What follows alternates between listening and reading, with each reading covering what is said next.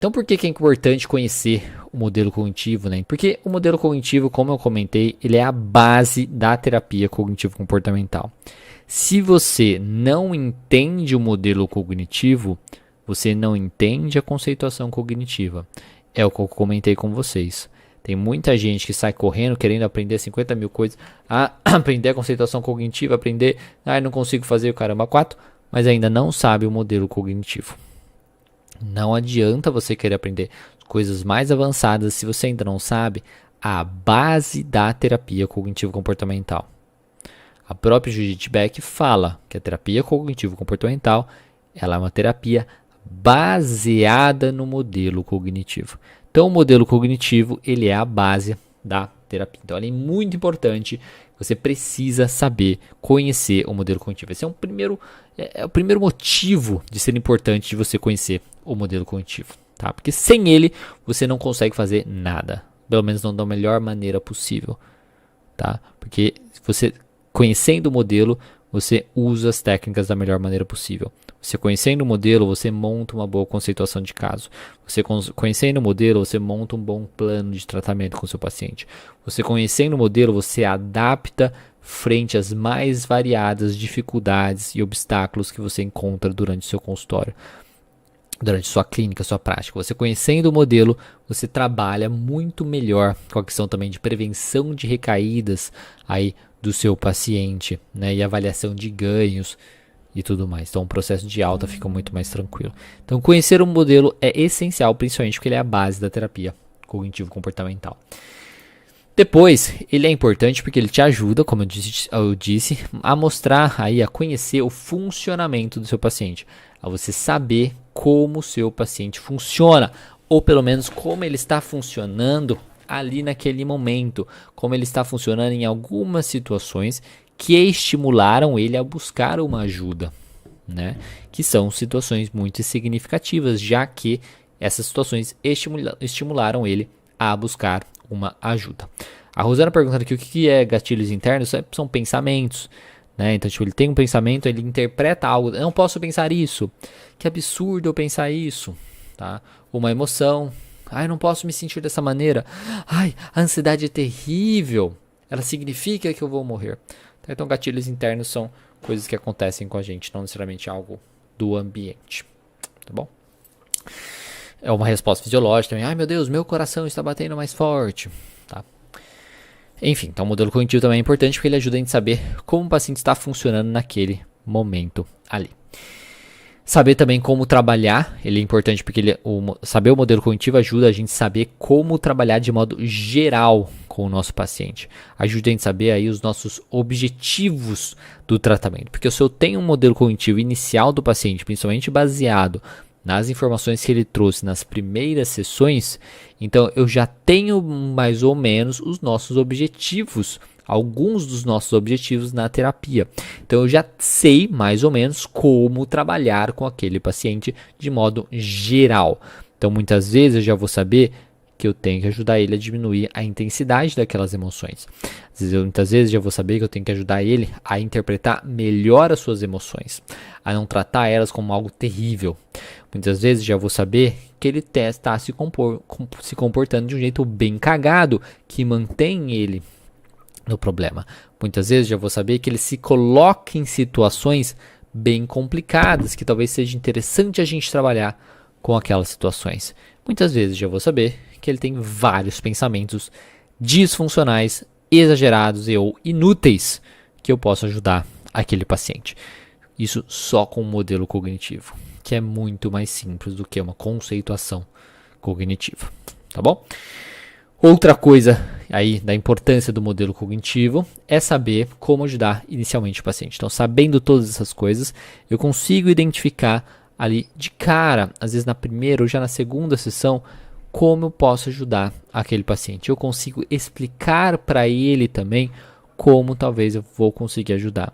Eu posso já criar hipóteses de como vai ser o trabalho terapêutico com aquele paciente. Isso é bom para a gente, que dá muito mais confiança no nosso trabalho, já tem um direcionamento, já tem alguma coisa para estudar, para planejar, coisas nesse sentido.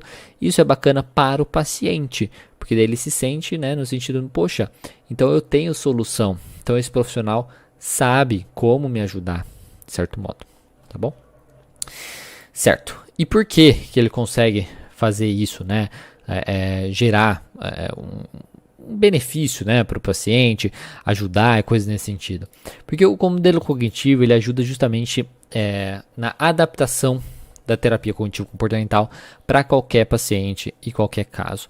Porque independentemente do transtorno que a gente está trabalhando, do diagnóstico, das situações que ele vive, nós vamos colocar o paciente, nós vamos entender como o paciente está se comportando frente às mais variadas situações da vida dele. Então, assim, é o que eu sempre falo. Eu não preciso, tá? Prestem muita atenção nisso, muita atenção nisso. Eu não preciso saber que o paciente é depressivo, tá? Para ter a consciência de que um pensamento em um modelo cognitivo que eu montei dele, que um pensamento de que a vida seria melhor sem mim, ninguém sentiria a minha falta, tá?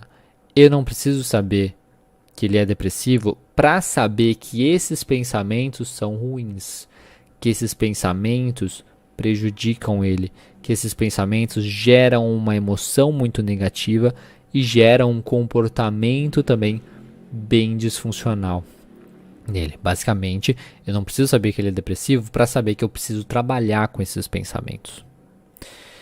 Então, eu conhecendo o modelo cognitivo, é uma coisa que eu faço anteriormente, até mesmo de ficar querendo dar diagnóstico e ficar fazendo qualquer coisa. Porque independentemente do paciente, se eu estou falando de um paciente depressivo, ansioso social, um paciente com toque, qualquer caso que a gente está falando, existe um modelo cognitivo. Existe algo que acontece, seja internamente, seja externamente, que gera uma interpretação, tá? Que o paciente gera uma interpretação sobre aquilo, que causa então nele reações, uma emoção, uma resposta fisiológica e um comportamento. E muitas vezes essa resposta nele pode causar outra interpretação, aí a gente já está falando de um ciclo de manutenção da dor, que mantém ele ainda mais naquele problema. Tá? Então, eu não preciso saber necessariamente qual diagnóstico, coisas nesse sentido, se eu sei lidar muito bem com o modelo cognitivo, principalmente inicialmente no tratamento. Então, conhecendo bem o modelo cognitivo, eu consigo adaptar a terapia cognitivo-comportamental para qualquer paciente e qualquer caso. Porque qualquer problema que você for trabalhar no consultório, existe um modelo cognitivo que o paciente se mantém, que o paciente está, digamos, atuando atualmente, que mantém ele no problema, que demonstra o seu funcionamento. Então, eu conhecendo muito bem isso, eu trabalho com qualquer caso, com qualquer paciente, tá? Isso é muito importante de você saber. Sabendo o modelo cognitivo também, vai me ajudar no desenvolvimento das melhores estratégias aí para o caso, né, que eu estou trabalhando, e na identificação também de possíveis ciclos de manutenção da dor do paciente. Então, conhecendo muito bem o modelo cognitivo, eu sei aí quais estratégias eu posso trabalhar. Então, se eu identifico que na situação ali poderia ser feito algo, então eu sei que eu vou colocar uma estratégia. Um exemplo clássico de uma situação que eu sempre comento, né? Vou até falar uma coisa além. Vou falar de 2 exemplos. Então, o paciente está de dieta, né? O paciente está de dieta. Muitas vezes, situações que estimulam, né, o pensamento disfuncional, o comportamento de comer, coisas nesse sentido, às vezes ele ser exposto a alimentos gordurosos, bolo, enfim, doce e tal. Então, se eu percebo, né, se ele me comenta que as situações que ele acaba se envolvendo é chegar em casa e ter um bolo em cima da mesa, por exemplo, eu já sei que eu posso desenvolver uma estratégia para ele controlar até certo ponto o seu ambiente. Para ele controlar o quanto ele gasta com as coisas, o quanto ele compra coisas, o quanto ele tem de doces na casa dele e por aí vai. Tá? Então, o modelo cognitivo, por exemplo, só nessa parte da situação, eu já consigo pensar no que eu posso fazer, no que eu posso ajudar esse paciente. Muitas vezes são situações, coisas inevitáveis. Outras vezes são coisas que a gente pode evitar e pode ajudar o paciente. Se a gente está falando, por exemplo, de um vício em pornografia, né, que a gente teve essa no grupo de supervisores, A gente falou sobre isso, né, com os professores da academia. Aí eu falei com eles sobre essa questão do vício em pornografia. Tá? Muitas vezes existem estímulos que a pessoa... Então assim, você está navegando num site e vê uma bunda. Aquilo estimula o paciente a querer buscar coisas nesse sentido. Então, eu sabendo dessas coisas, eu posso ajudar o paciente a evitar, por exemplo, entrar em alguns tipos de sites. Não participar de alguns certos grupos no Facebook, que às vezes só posta coisas mais assim, sugestivas, coisas nesse sentido. Seguir, às vezes, mulheres mais malhadas, coisas nesse sentido que podem estimular e tudo mais.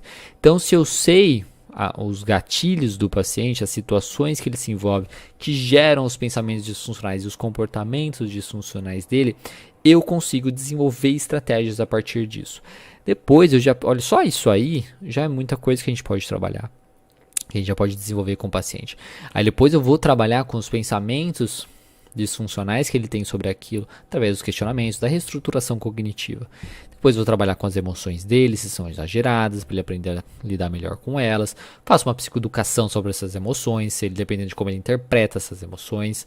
Posso trabalhar com os comportamentos dele, para ver se são comportamentos de segurança, desenvolver novos comportamentos e por aí vai. Então, sabendo muito bem o modelo cognitivo, eu consigo também, como eu coloco aqui, vai me ajudar no desenvolvimento das melhores estratégias para aquele caso, para o funcionamento daquele paciente. E também na identificação de possíveis ciclos de manutenção da dor do paciente, que são ciclos que mantêm aquele paciente no problema. Num caso, por exemplo, de um paciente na questão da dieta, então ele vai e aí ele come, tem um comportamento de comer. Este comportamento gera novos pensamentos. Por que eu sou assim? Eu sou incontrolável, eu não consigo ligar, eu não consigo. Isso deixa ele triste. Isso é um ciclo de manutenção da dor, porque mantém ele ali sofrendo, basicamente. Certo, ok? Esses são os motivos, né, de você aprender o modelo cognitivo.